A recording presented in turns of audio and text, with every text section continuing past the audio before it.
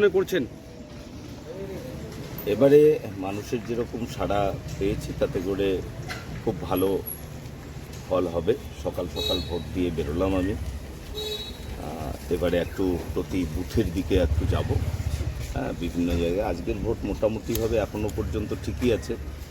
3টি বুথে এখনও পর্যন্ত ইভিএম খারাপ হয়েছে। সেই বুথগুলো কি কি কোথায়?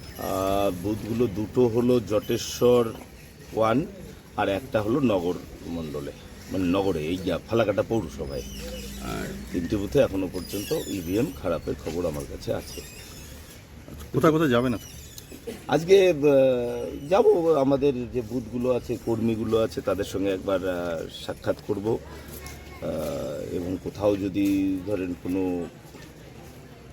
ঘটনা ঘটে আর কি, যেখানে আমার কর্মীদের পাশে দাঁড়ানো দরকার, সেখানে আমি যাব। কর্মীদের পাশে আছি আমি। দাদা, কতটুকু আশাবাদী, কত ভোটে জিততে পারবেন? একদম 100% নিশ্চিত। গতবারের চেয়ে মার্জিন অনেক বেশি হবে। কত বেশি হবে? 4 তারিখ। এখনো পর্যন্ত কি আশঙ্কা করছেন কোনো অপ্রীতিকর ঘটনা বা দুর্ঘটনা? হ্যাঁ, অবশ্যই আমি আশঙ্কা করছি। আমার কাছে যতদূর খবর আছে, কাল রাতেও পরিকল্পনা ব্লুপ্রিন্ট তৈরি হয়েছে শাসক দলের পক্ষ থেকে, যে বিভিন্ন জায়গায় ভোটাররা যাতে বুথমুখ হতে না পারে তার জন্য কিছু ব্যবস্থা ওরা করবে। আমি আশঙ্কা করছি আমাদের দেওগাঁতে, আমি আশঙ্কা করছি ময়রাডাঙ্গার কয়েকটি বুথে, বিশেষত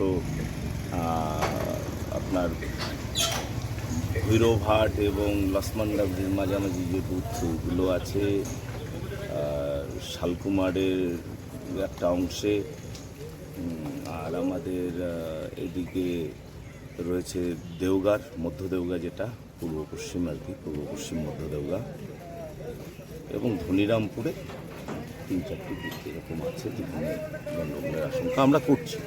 দাদা, ধনিরামপুর 1-এর 13-16 নম্বর বুথে সকাল থেকেই মানে ইভিএম খারাপ বলে একটা উত্তেজনা ছড়িয়েছে, এই বিষয়টা কি বলবেন? দেখুন, এই ইভিএম খারাপ হলে উত্তেজনা তেমন কিছুই না। যেটা বিষয় হয় আর কি, ইভিএম খারাপ হলে লাইনটা বড় হতে থাকে, মানুষ বিরক্ত হয়, সেটাতেই উত্তেজনা। এটাও দেখা উচিত যে সঙ্গে যাতে ইভিএম রিপ্লেস করা যায়, সেই বিষয়টাও নির্বাচন কমিশনের দেখা উচিত। আপনারা সব বুথে এজেন্ট দিয়েছেন? হ্যাঁ, আমাদের সমস্ত বুথে এজেন্ট আছে। আর এবার যারা নতুন ভোটার তাদেরকে কি বার্তা দেবেন? নতুন ভোটার যারা আছে তারা সবসময় দেশ হিতৈষী হয়, দেশপ্রেমিক হয়।